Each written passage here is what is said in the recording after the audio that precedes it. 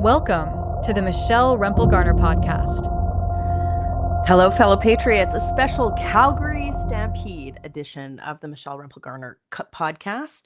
And I'm joined today by veteran political strategist and stampeder Sean Schnell to break down a lot of going-ons in Ottawa in terms of federal politics, but also the Stampede gossip. Happy Stampede, Sean.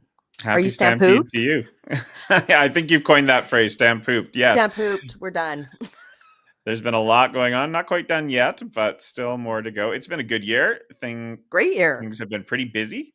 A lot of activity and excitement going on in Calgary this week. I think we've been to, it's closing in on 50 community events and breakfasts and barbecues. So it's nice to see the community spirit here in Calgary going strong, and a lot of a parade of politicians. I know, okay, we have to do this right on the front end of the show because I know you've been burning alive to tell our viewers about the pancake issue.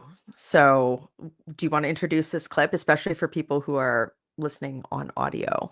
Sure, maybe. And so, for those that have never been to Calgary for the Stampede, there's a lot that goes into it. And like you've said, one of the things that happens is it's a convergence of political forces from across the country that come here and take part, which is great. It's an opportunity for business leaders and stakeholders and organizations to get in front of government officials, but it also has laid waste to many a political photo op during the Stampede, especially as it relates to the inevitable pancake flipping photo op of politicians. And you actually have a great article.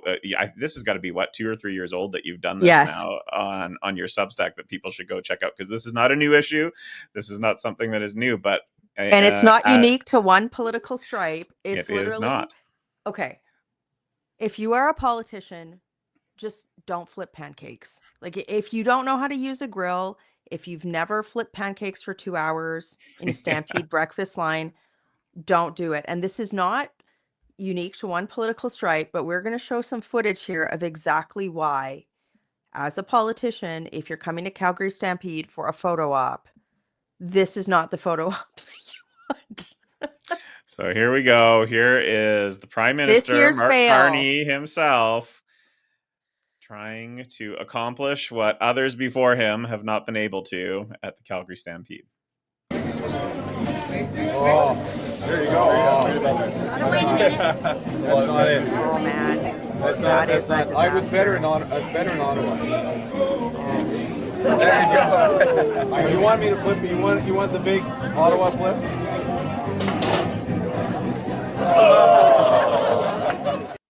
Okay, so can we safely say the 2025 Flip Fail Award of the Calgary Stampede goes to Mark Carney? Yes? Oh, yeah. Congratulations, Mark. Mark. Close. And it's just like, it's one of these things where the reason why it's important, and because there's a lot of gossip online about people being like, oh, it doesn't matter. It does matter, because the caravan breakfast, the pancake breakfast, is really part of the Calgary zeitgeist during the Stampede. And there are volunteers that go do their safe food handling course that learn how to do this over the course of the year. There are literally thousands of people who will stand in line for hours to get a pancake. And when politicians barge in and can't even flip a pre-cooked one and put it on the ground, it's like you can just see people in line being like, oh, that was my breakfast. So anyway. Well, and it's worse. I think it's absolutely worse for Mark Carney. I think it matters because this is a guy who has built Alberta as his home. He is one of us. He says he's from Alberta, and this is the display. And so, I mean, I think sometimes people are given a little bit of a pass when they come from other places and haven't done this before, but he wants to be Alberta MP. He's from here, but can't flip the pancake. And so I mean, I think your advice is very good. If you're coming from elsewhere around the country, around the world, and you are handed a apron and asked to flip a pancake, just politely decline and let the pros do it. And it's like, if you do not know how to use a Blackstone on the regular occasions, if you've never used a big grill, don't start in front of cameras while there's 3,000 people waiting in line for breakfast. So, Mark, if you're going to come and flip pancakes at the Stampede next year, I am happy to teach you how to use a Blackstone or use a spatula. So, It wasn't his only fail of the no, it Stampede wasn't. That's a either. great point. Okay. So, do you want to use the clip that we can? So we want to talk about the Liberals' big problem that they have going into the fall, which is a massive budget deficit and how they're going to deal with that. We have a lot of information we want to cover on the show today on that. But there's actually credit to an Instagrammer who came up with the best analogy in the Stampede with Mark Carney's photo op fail to intro this next section. So do you want to play that? Here we go. You gonna eat all of those? Can I have one? Yeah. Thanks. Oh, they're nice and warm. It's perfect. Absolutely perfect. So credit to at Rick Duff Music for having the best analogy for Mark Carney awkwardly stealing someone's overpriced mini donut on the fairgrounds and saying this is what happens when you get a paycheck from the government. What a photo. You were really upset about I hate this, hey? this video. This video is driving me crazy. I know there's lots of funny memes and everything out there, but this one drives me nuts because here you got Mark Carney strolling around like some big shot down at the Calgary Stampede and goes and steals this guy's mini donut. Like you said, they are priced high. These things are not cheap. But the thing They're that like drives what, me 20 crazy, bucks, 25 yeah, bucks now for something like crazy. 6? But the thing that drives me most nuts is he doesn't even stop to talk to the guy. Doesn't Nope. stop to take a picture. Doesn't stop to say hi or shake his hands. Just like, let me grab your food. Oh yeah, this is great. It's perfect. Thanks so much. And Little did you notice the wave and a smile? little walk. Yeah, The it's smile just fell off of him. He was like, the entire Stampede. You and I were at actually a few events that he was at on the first couple of days of yeah, Stampede, and he could yeah. not get out of there quick enough. Like even the fancy events, he was like, I need to get out of here, right? And so he's got this big digital team that's following her. Like, did you notice like they actually were following him around with a Zoom or a boom mic? And they're following him around to try and get some clips of him being out amongst us plebs. And the best he could do was put his grubby paw in somebody's food, stuff it in his face, have his, smile fall, and then walk away. So again, like Mark, like if you're gonna engage in a crowd, stop and talk to somebody. Like it wasn't cute. It's these off the cuff moments that actually show you the character of somebody and who they are. And that's what frustrated me when I watched this, is because it was so elitist. I'm better than you. It was I just thought it was a total fail. I couldn't actually believe that they put it out on his channels, to be perfectly I honest. know. It was them that actually put it out, and it was so such a moment that could have been lighthearted and engaging with a voter, and it just flopped, from my opinion. And it was just annoying. He looked like a jerk. So on looking like a jerk and taking stuff off your paycheck, there's a big problem brewing in Ottawa. I know we're in the middle of July right now, but over the next couple of months, as we head back into the parliamentary session, the scope of the problem, I think, is going to become more clear. But there's a National Post article whose headline explained it well. So why don't we put that up for folks to see? The headline reads, federal deficit projected to soar to $92 billion this year. And then the C.D. Howe Institute, which is a nonpartisan institute, it said this is unfair to pass these burdens on. So $92 billion is, I think, unprecedented in Canadian history. Incredible deficit.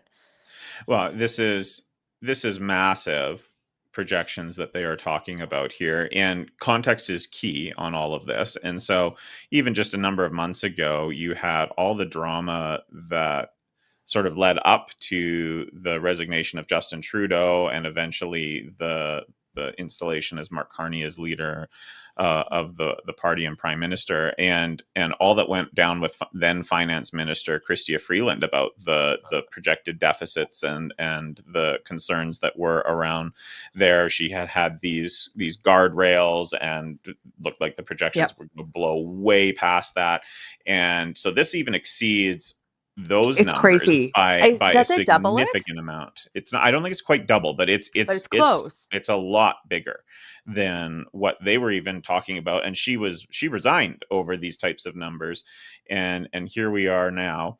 This projection again. The context is key on this, because what's important to remember is that this government has not yet tabled a budget.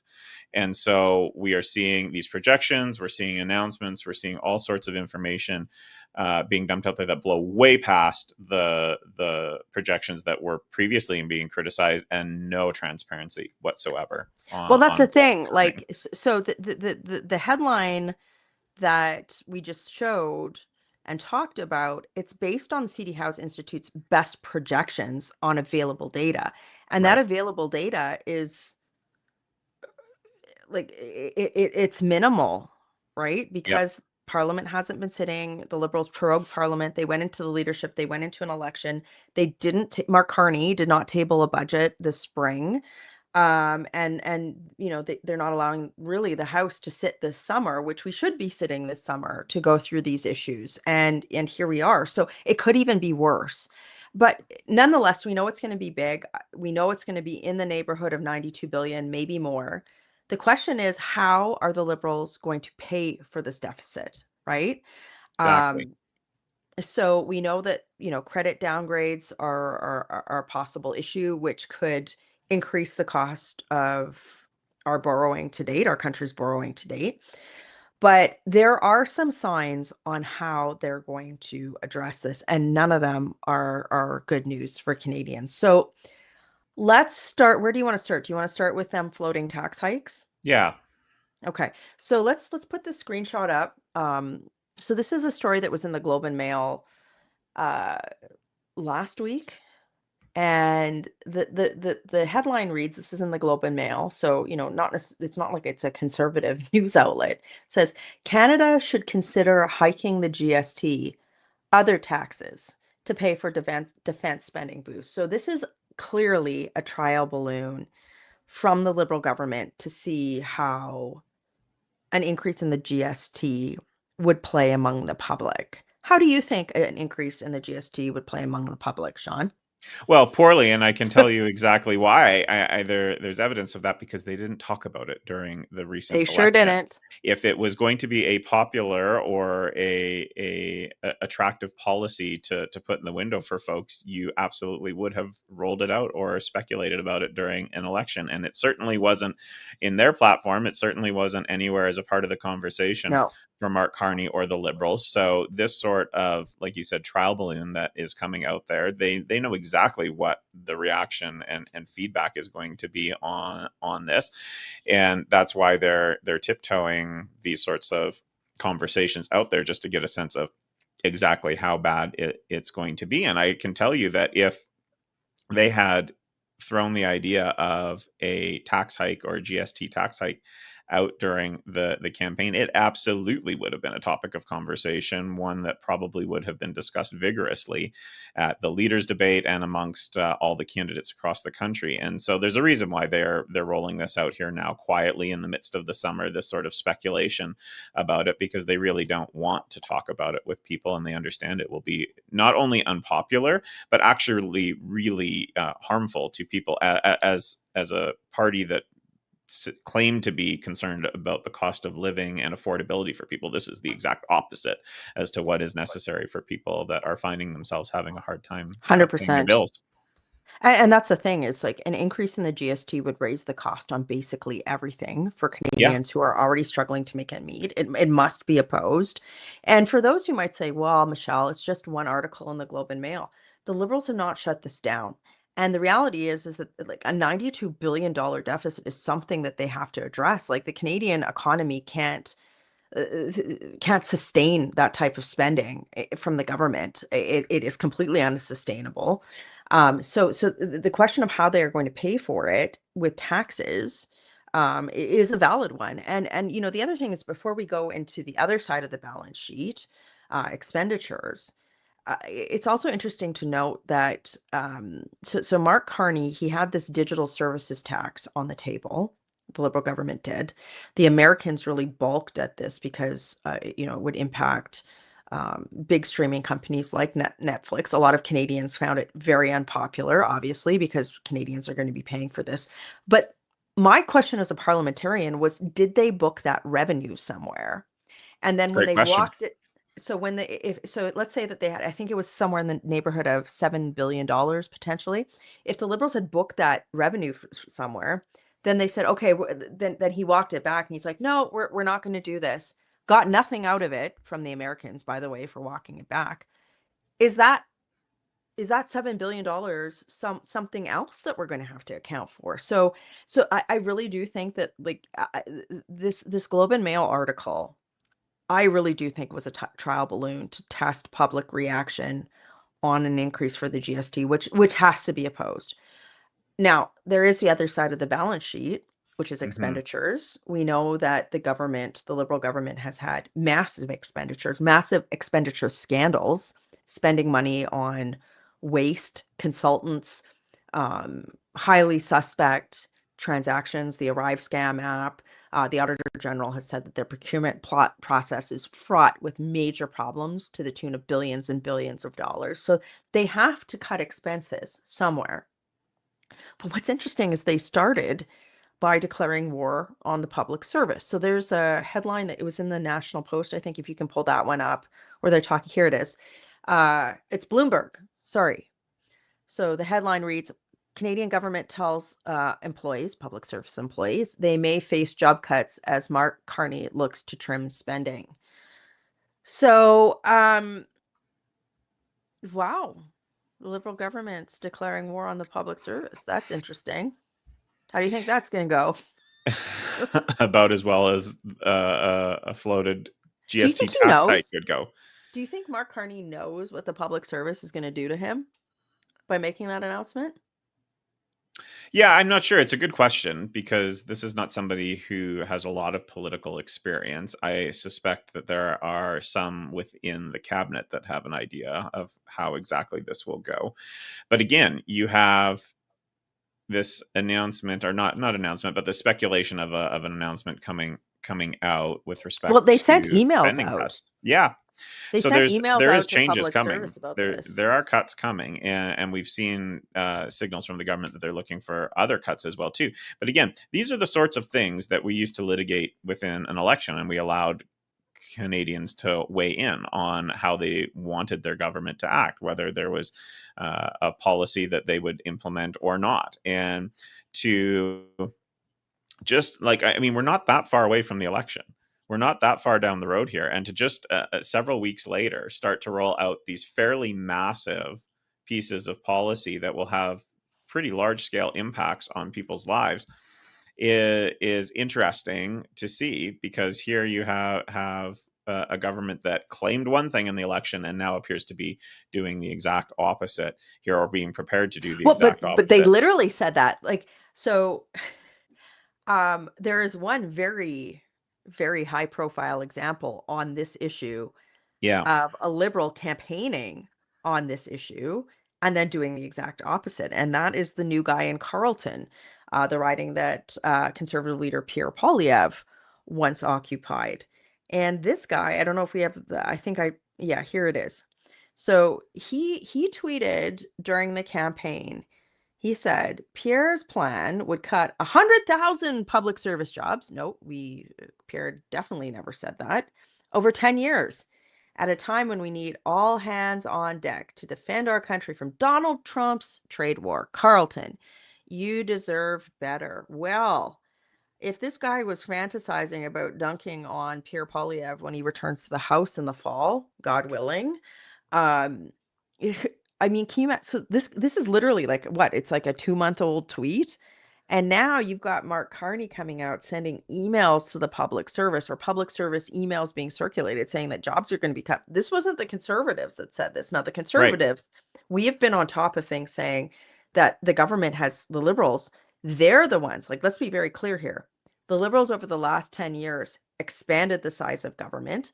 They implemented laissez-faire, bloated, obstructionist operating procedures within the federal government. But and certainly, like, all of that culture needs to be looked at. But to your point, the Liberals did not campaign on cutting the public service. Bruce The opposite. Fanjoy, this guy, this new guy, he comes out and he's like making stuff up about Pierre Poilievre, and now his government is the one who's rolling this out.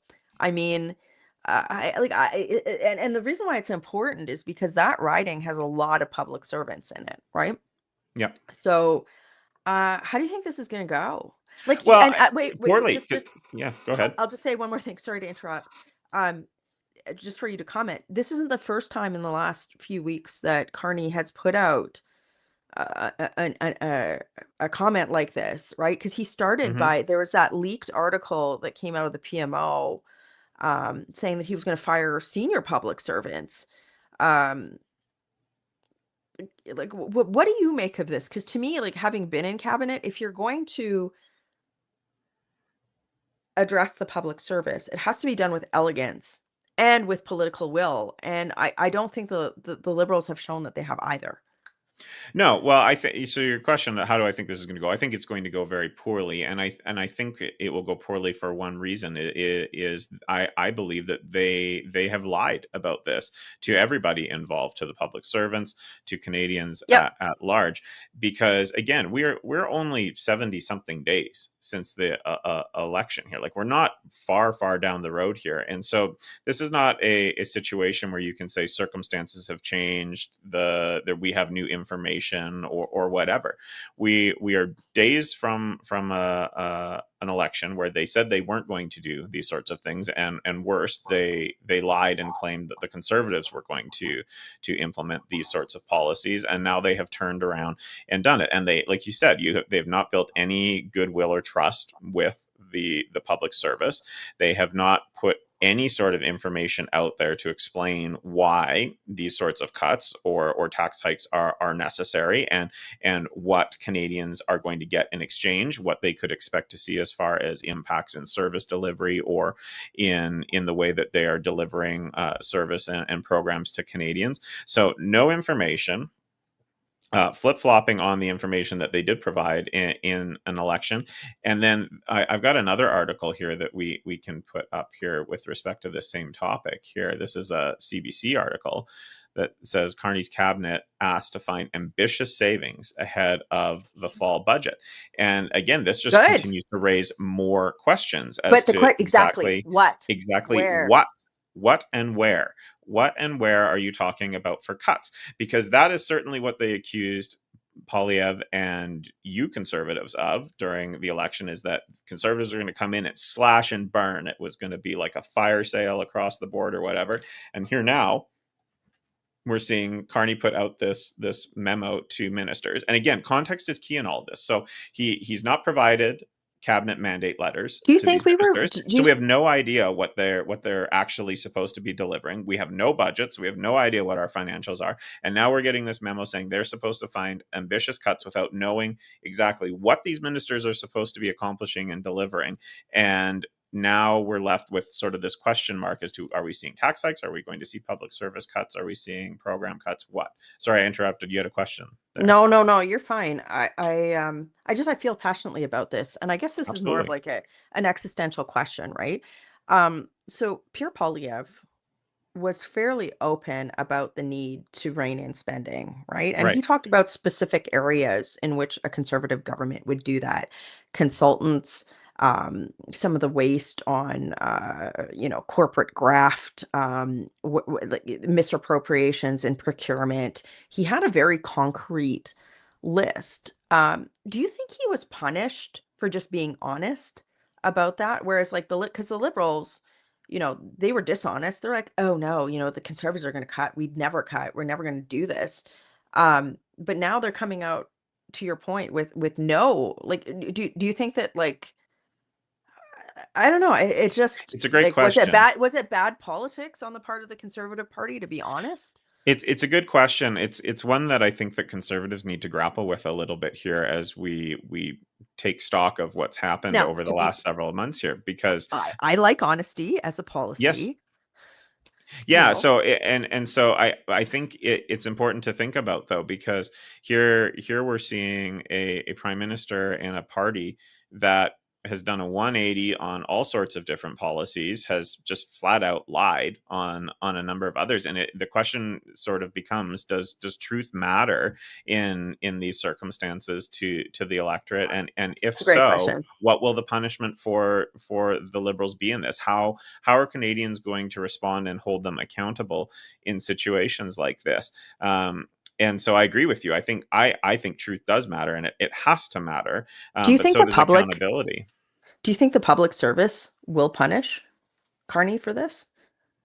Or do you think that they're just going to blindly support them I don't through lying to them? know. I don't know. It's a great question, and it will. I think in the short term, at least anyway, there will be some pain and some pressure for them. But it really needs to be beyond that. There needs to be a political accountability that is held beyond this. And people talk about how there's short attention spans when it comes to politics, and people don't have long memories. And in a situation like this, if this is really truly what comes to pass, there needs to be long memory on this, because you cannot normalize political leaders and political parties just flat out lying in political campaigns and doing the exact opposite of what they said they were going to do once elected. And we have a number of examples of that with this government already. And like I said, we are pretty short into their mandate at this particular point in time. So I don't know. I don't know the answer to that. I want to be optimistic and say yes, but time will truly tell on this. Well, I mean, just before we move on with a good segue, um, I don't think it's fair to treat the public service as a homogenous group. Hmm. There's a lot of, different viewpoints, people with different backgrounds, roles, whatever. So I don't think it's fair to treat the public service as a homogenous group overall. Yeah. However, to your point, this is a group that overall now have something in common, which is the Liberals lied to them hardcore during the campaign. And I do think that, if there is any justice or a desire, if there's any outrage over this, it needs to be expressed politically. Um, that said, there are some, we've talked about this. There are some concerning things in terms of s- certain aspects of the public service culture that have changed under the Trudeau Liberals that may impact the answer to that question. Like what is public services going to do? And it actually relates to the next clip that we're going to play, and it came out of the RCMP this week. RCMP communication spokesperson related to a case of alleged extremism. We watched this live in the office between events, Stampede events this week in Calgary, and we were all shocked. We all stopped and we're like, "What is this?" I'm just gonna play it, and then we can talk about this, because it's actually uh, it actually really raised concerns for me. Why don't we play it? What they're saying on a subject, like becoming more extremist, like, and if someone was very believed in equal gender rights, but all of a sudden are leaning towards like traditional values, and that might be a sign that they're becoming more extremist. But So, okay, let's talk about this. Obviously, we support equality of opportunity for all persons in Canada based on gender, ethnicity, sexual orientation, whatever. But the way that that woman communicated that was not what I just said, which was a very precise way of talking about rights in Canada. She denigrated a term called traditional values, right? Which is a very imprecise term, which means a lot of things to a lot of different people, and is actually a very politically charged term. as a senior communications spokesperson within the public service, for the government to put somebody like that out and use that level of imprecision in communications, it actually undermines trust, not just in the law enforcement aspect of the RCMP, but also in the public service as a whole, and in the government's ability to address concerns. Obviously, Canadians don't want to see extremist violence in any corner, in anywhere. And so she's been put out here in that clip to talk about how to spot extremism. And she uses this imprecise term that clearly came from somewhere in the public service, right? It created, an absolute poop storm online. And to me, this is a cultural issue within the public service that I think has been propagated by liberal policies, by DEI policies, by woke policies that actually erodes trust in the government and erodes trust in the public service. Um, you were like, we were silent in the office when we watched this. We're like, this is crazy. What do you think the response should be? Well, I think that they really, as an institution, the RCMP should give themselves a hard look as to how they're communicating with the public on these sorts of things, and get back to their core principles with respect to law enforcement and serving the public in that regard. This was a total fail, basically Terrible.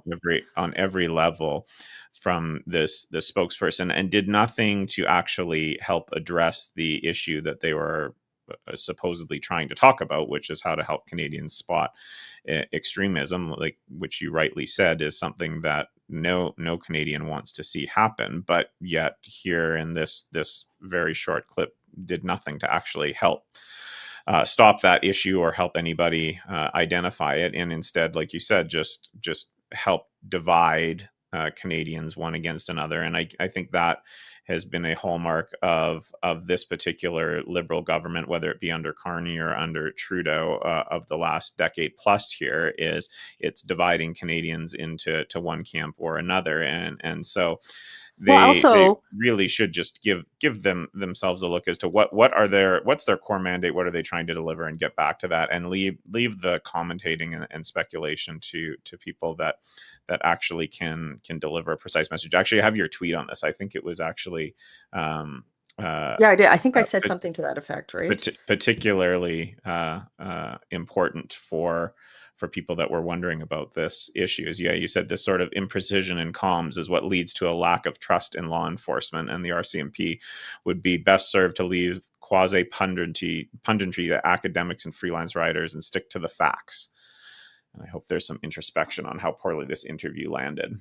No, but because think about it, Sean. I mean, what does traditional values mean? So this spokesperson, senior spokesperson from a law enforcement arm of the government, referred to traditional values in a pejorative sense, right? As in a pejorative sense, saying like this is a way to detect extremism. So for a lot of Canadians, actually tens of millions of Canadians, they might think, a traditional nuclear family would mean traditional values, or going to a religious institution once a week would be a traditional value, or ascribing to a faith would be a traditional value.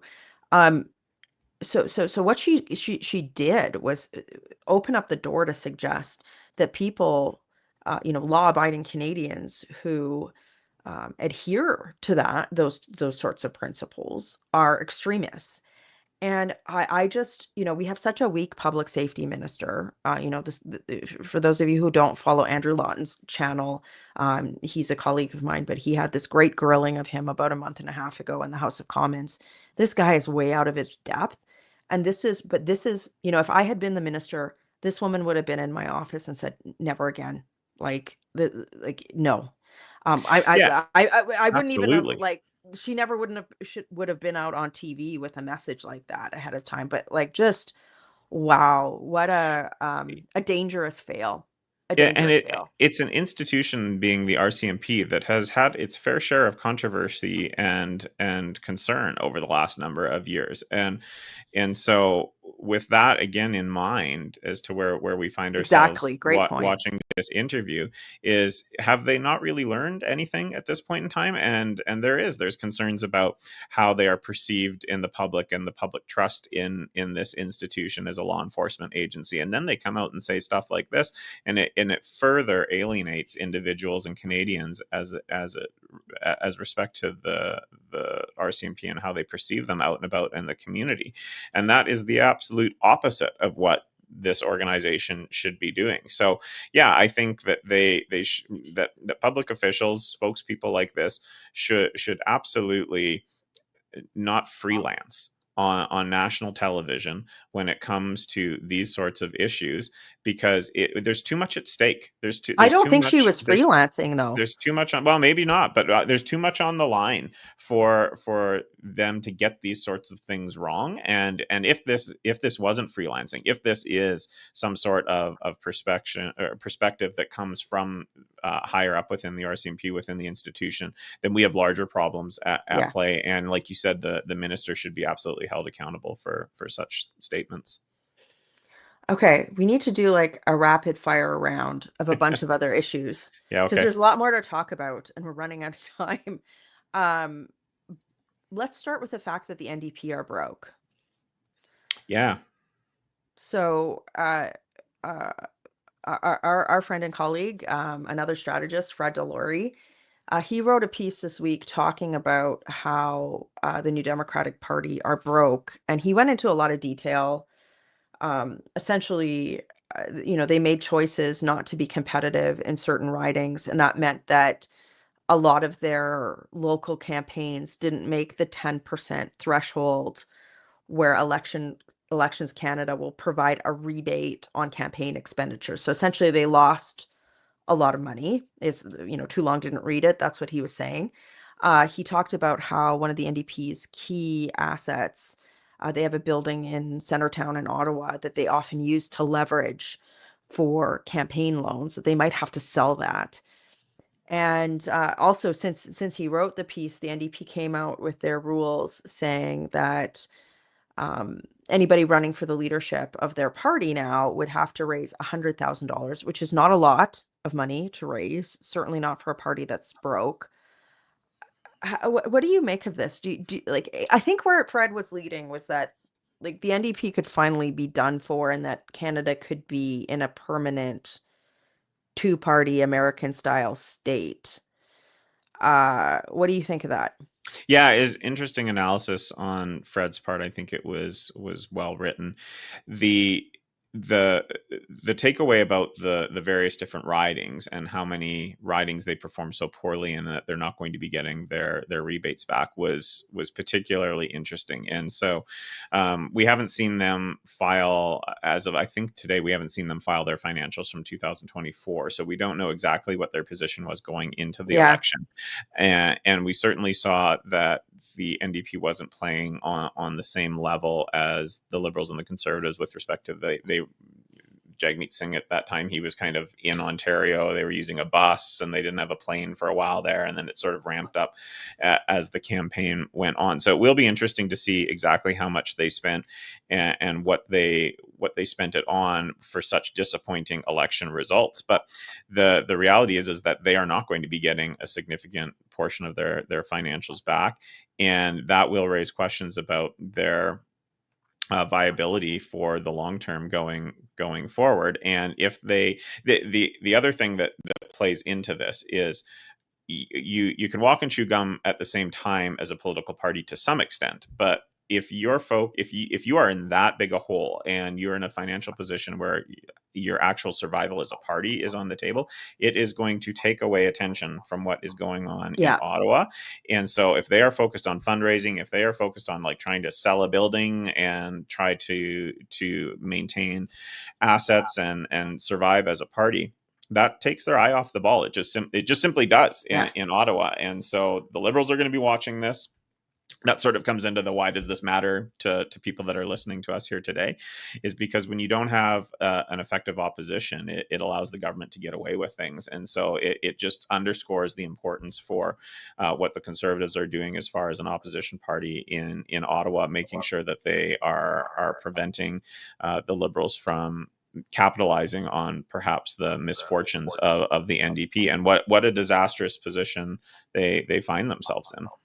Yeah, I know it's it'll be something to watch, and something that, for listeners here, perhaps it's a good opportunity to remind people to click auto download, click subscribe if you're watching this on YouTube, because we will be talking about this issue. We will be following the leadership, the NDP leadership, on this podcast and on this show over the next several months before it happens in March.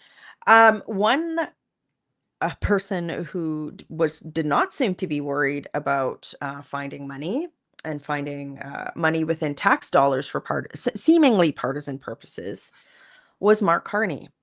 So my colleague and Conservative Party whip Chris Workington tweeted something earlier this week. He caught a story that Blacklock's reporter, actually an outlet that does a lot of really critical investigative journalism. If you want to give them a follow, it's very nonpartisan. Like they'll research anybody from a nonpartisan perspective. But this tweet that Chris put out, it says this: these Liberals are corrupt and are corrupting every government entity to their advantage. The main job of the Privy Council is to ensure that politicians don't use the machinery of government for partisan advantage. This report shows Mark Carney has corrupted the Privy Council to use taxpayer funds to do their pre-election narrative testing. And the story from Blacklock's reporter is the Privy Council pulled on fears. So essentially what the story was that ahead of the election, the Privy Council, which is ostensibly a nonpartisan arm of government, used tax dollars to public opinion poll on what the Canadian public was fearing, particularly with regard to the new American administration. And the implication is that the Liberals used this data in the campaign narrative. Yikes. Yeah, this is not good news. This is not the sort of thing that Canadians, I think, expect their tax dollars to be used for. I think that if this was any political party that was caught doing this ahead of an election, there would be pushback and outcry from Canadians. So this is great reporting. Great. Why do you think the investigative PCO? work. Why do you think the PCO did it? Like, I guess what surprises me is, I was in cabinet once and I worked with some just phenomenal public servants, like Yeah. fantastic people who really cared about efficiency and value for tax dollars and the integrity of the public service in terms of nonpartisanship. My question is, like, how did this happen? Like, come on. If you were in the Privy Council and somebody in the PMO said, hey, I need you to do some focus testing on this, maybe it came out of the PMO or the PCO itself. It makes me, stories like this, beyond the wrongness that the Liberal Party engages in, it to me raises questions about the nonpartisanship of the public service. And there's all these courses that downstream public servants have to go through on ethics and whatnot. And when it says that, like, the PCO, essentially the C-suite of government, is doing stuff like this, like, what does it say about trust in the government's ability to be nonpartisan? Yeah, well, and I think the longer a government has been there, the larger these sorts of questions start to bubble up. And this is not unique to this government. You've seen this at other levels of government across the country and at the federal level too. Is these governments that have been there a long time with the same sorts of ministers, and you start to see people that are engaging in behavior that is unbecoming of the office that they hold. And so why they did it, who knows? Great question. It's one that we should dig into, and Canadians deserve answers to. But like I said, it's certainly, I think it goes without question that this is not the level of conduct that Canadians expect their government to be engaging in with what are supposed to be nonpartisan taxpayer resources. And if it was Conservatives in power there, the left, I believe, would be lighting their hair on fire I totally agree. to say what an inappropriate use of government funds this is. And so I think it's very appropriate to hold both the public service and the government to account on this sort of reporting. Not great, PCO. Okay, you and I might fight on this topic a little bit. Let's talk Okay. about Mark Carney's. You wanted this one on the topic list. Mark Carney's secret vacation. So make your Yep. pitch, Sean. So yes, you and I have a bit of a difference the of headline. opinion on this. So there's a headline that says Mark Carney's on holidays and the government won't say where. And this is, again, this one drives me a little bit crazy that we've got this new guy that has taken over the position here as prime minister, wants all the perks of being prime minister, none of the responsibility and some of the downside that goes along with it here. And so I absolutely think they should be disclosing where the prime minister is going and what he's doing on vacation. That's not to say that he's not entitled to a vacation. That's not to say that at all. I think that he absolutely is entitled to Well, let's pump the brakes there. Let's okay. pump the brakes there. I think we should be sitting right now. Sure. We've got, we're recording this on Friday afternoon, so it's less than 24 hours since the American president wrote a letter talking about trade or these tariffs being back at 30%. There's a lack of clarity on if that applies to CUSMA or not. There's a lack of clarity. We just spent half an hour talking about the budget. There's work for Parliament to do. So this summer, I'm not sure he actually is entitled to a vacation, but don't you think that he's entitled to some modicum of privacy on where he goes? I mean, I get tax dollars, the public should understand how much tax dollars the prime minister is spending on his choice of vacation spots, particularly given that his predecessor had a proclivity to take government jets and people to Caribbean islands. I get that, but do you need, I don't know. I don't you think he's entitled to some modicum of privacy? Sure, some, but not all. He's prime minister. He's a public servant. He signed up for the job, and that's something that goes along with it here. And so I agree with you in the sense of he's maybe not entitled to a vacation now, but politicians are entitled to vacations. I have no dispute there. I never use the word entitled. Don't use the word entitled with politicians. I think that that's a very bad place to be, but fair enough. okay. Whatever word you want to take use, a few days to allowed. refresh, Sure, whatever. Take but some days off. But he also here's signed the up thing. for the job. That's exactly what I was going to say. He signed up for this job.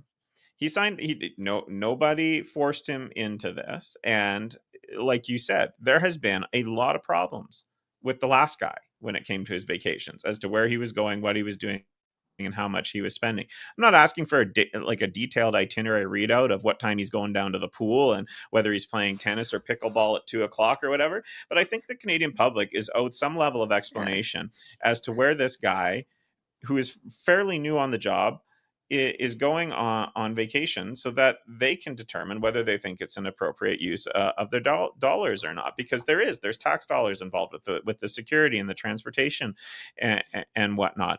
And I think it speaks to a larger issue with Mark Carney. Is this guy is turning out to be one of the least transparent prime ministers I think we are going to see in our lifetime here. Is the guy won't release a budget. He won't release his financial information. He won't tell us where he's going on vacation. Won't put out mandate letters for his ministers. It's just over and over and over again. He is ducking whatever sort of public scrutiny he thinks is inappropriate. And it's this attitude of, well, you don't need to know that. How dare you ask questions? No, I what I'm doing or what I'm up to. You. It's not a bad point, because he's got this issue on transparency as a legitimate political problem, not just a political problem. It's a problem for the country, right? Particularly on the budget issue. You've got a predecessor from the same political party, same government, Trudeau, who had these lavish vacations that ended up in ethics violations. So yeah, he would be setting an example. I understand the need for some privacy, but I think the bigger problem here is that we need to sit. Parliament needs to sit. I mean, Sure. The Liberals prorogued Parliament. They for months during the middle of this trade issue with the Americans, didn't table a budget. They had a leadership. Then we had a federal election at their calling, and and then we sat for 3 weeks, and now it's like, I need information as a parliamentarian. So I think the problem, let's just put on political strategist hats for a second here.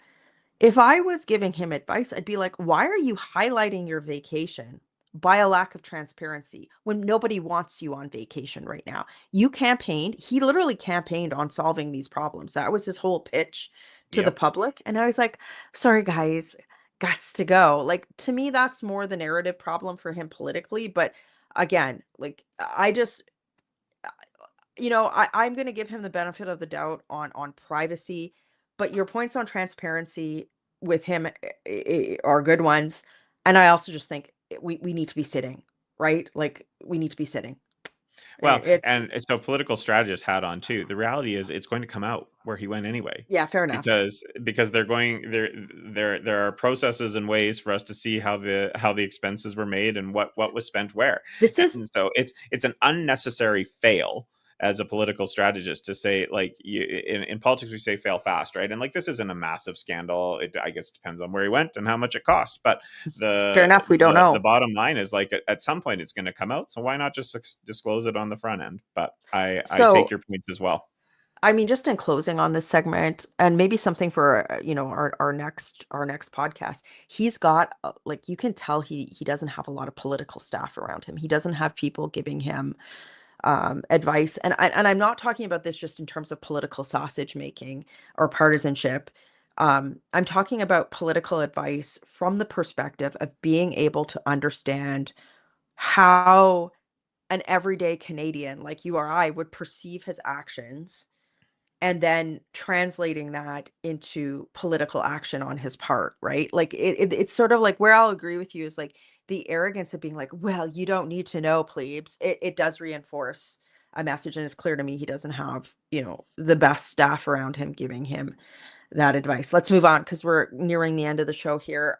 We wanted to talk about something that came up that got, I think, zero mainstream media attention, but a brewing political problem perhaps for the fall, and that is potential mortgage delinquency rates in Canada. Tweet here from Mark Nixon.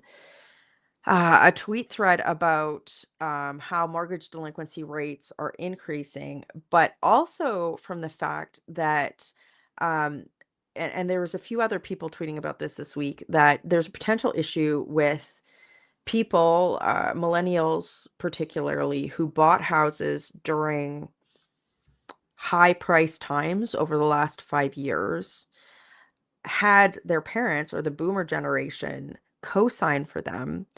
And then now there's some anecdotal evidence coming out of the mortgage broker societies that boomers that co-signed for their kids aren't willing to re-co-sign at higher mortgage rates, which we're experiencing today, and that this could lead to higher delinquency rates over the next 6 months. What do you think about that? Are you hearing any of that from your friend group? A little bit. I know that. Yeah, I think it's sort of a compounding issue, especially as we're seeing people having to renew mortgages at these higher rates, and the concerns that come along with that, and the increased pressures of all the other cost of living increases. So you couple all that together, and yeah, you start to see and hear people that are feeling the pressure. But this is a situation that the government perhaps would have seen coming, or could have put some plans around had they not been so focused on their political infighting over the last number of months, and something that Thanks they're for going listening. to have to. If you want to even more look at here political very news, quickly, subscribe at because you can't have michellerempelgarner.substack.com. this sort of situation. And if you like what you hear, carry be on sure where to you have share this people that are podcast. having to walk away from houses, or if they're underwater, depending on which sort of area they're in. Creates all kinds of problems for an already stressed housing market here. So it's a big issue. Yeah. It's one that they're going to have to take a look at. And again, a problem of their own making. This is not a issue that has bubbled up out of nowhere. It's one that economists and those that have watched the housing market have been maybe not sounding like the big alarm on until just recently, but it's been one that has been sort of forecasted, predicted for some time here now, and we're starting to come up as we are now moving out of that COVID era of housing, where we're 5, now getting into 6 years past that, they're beginning to renew their mortgages and look at their housing situation. And of course, this is what we're going to start hearing about. Yeah, so it's something to watch. And wouldn't it be nice if the House was sitting where we could do a committee study on that? I digress. Let's close with one other topic on housing, and it's the intersection of housing and immigration. So you'll remember, this is recent history, would have been late fall last year, winter, when then Immigration Minister Mark Miller absolutely rejected any link between the Liberals' juiced Yeah. immigration numbers, particularly in temporary foreign workers and foreign student visas that had work permits, affecting housing in the country. And literally everybody in the country, every political stripe was like, no, it does. Like, you can't add 1.5 million people to a country of 40 million people in essentially an 18-month period and not expect that to have an increase on housing prices. And in fact, everybody that had to deal with rent increases or trying to get into a home understood that. Tens of millions of people experienced this firsthand, including newcomers, right? So Mark Miller was emphatic about this, implying people that they were racist for questioning this. And well, what did Mark Miller have to say Yeah. this week? Oh, okay, Here, let's I'll put the pop tweet it up. up. Just gross. Okay, so the top of this tweet, this is from Canada Proud. It has a little graphic that says, Mark Miller in August 2023, we have to get away from this notion that immigrants are the major cause of housing pressures and the increase in home prices. So he's like, oh, no. All of you people who are clearly doing the math on this, you are wrong. Misinformation spreaders. And then this week he goes, immigration caps are contributing to lower asking rents in the country. Like, come on. Like, do these guys not understand how they're, I be careful not to swear. They're absolute bull hockey. And then going on being like, oh, you are misinformation spreaders. And then like ignoring the truth that tens of millions of Canadians understand. And then coming up afterwards and just being like, oh yeah, like we fixed this problem that we said isn't going to be a problem. By the way, they have not fixed that problem. It's just disgusting politics. And again, going back to that longer conversation we had earlier in the show about, does truth matter in politics? Do you think that do you think the electorate will ever punish the Liberals, even their own voting base, like people that would never consider voting conservative? Like, do you think that these hardcore Liberals that are just like dogmatically attached to voting Liberal, that would never consider voting for any other party, at what point do they punish these people? Because the comment, like Mark, and I'm going to finish my rant, you can get in. The comment that he made, it's not just about lying. It undermines the social fabric of the country, right? Because he implied over and over again that people that questioned Liberals juicing immigration numbers equals higher rents, and implying that they're racist. It actually undermined Canada's pluralism. So when will truth matter for hardcore lifetime partisan Liberal voters? Will it ever matter? It has to. Otherwise, we find ourselves in a very, I think, dangerous political environment where people will just say whatever they want in order to get elected, in order to seize power. And I know there's people that are listening to me as I say that, saying we're in that political environment already. Like, wake up, Sean. Like, it's happening already. They will say and do anything they want. But I'm talking about at the most brazen level possible that we can imagine. And so if voters are not willing to hold lying governments, lying ministers, lying politicians to account during elections, then we find ourselves in a totally different environment. And so again, the optimist in me says that they must be held to account on this. When is the question, though, right? Because here we found ourselves just recently in an election that was very quickly taken off the rails by some external factors. and I don't want to get into litigating that. But the questions still remain about a Liberal government and ministers that said one thing, now are saying another, have done one thing and are now doing another, and what price will they pay politically for that? And so you have to hold people accountable. You can't not hold them accountable. And if you don't hold them accountable, then they'll just continue to behave that way because they know they can get away with it. So, and just further to that, on this particular issue, it's not just, hardcore Liberal voters not speaking up or, demanding better, or people in the Liberal caucus. It's also the media. Mhm. I have this section on my Wikipedia page. It's from the Canadian Press, where in 2018 I called. This was the height, or the start of the height, of people illegally crossing into Canada from the United States at Roxham Road. And we found out that the government was housing them in, like, a lot of people with essentially Mhm. bogus asylum claims in hotels. Yeah. And the cost of that, at a time when we were starting to see a housing crisis in Canada, I called it a crisis.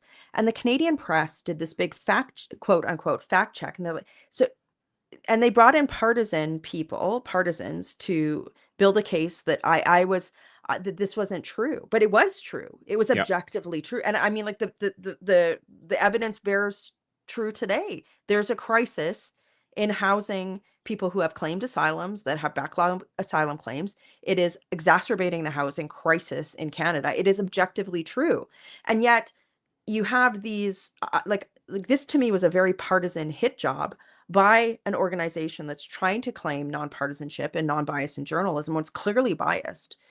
And it's essentially saying that what the CP said in that was that truth doesn't matter. That just Yeah. because I had an opinion, it wasn't opinion, it was fact, that was contrary to the Liberal government's narrative, that somehow I was at fault. Now, if you take that, you take what I went through over and over, and as the immigration critic, nearly a decade ago, we're back there again today, Sean. But if you take that and extrapolate that over tens of millions of Canadians who are voicing these concerns in constructive ways and saying, hey, you have to curtail the number of people coming into Canada on temporary visas, particularly with regard to foreign students, temporary foreign workers in low skilled areas. You have to curtail that because we don't have enough houses.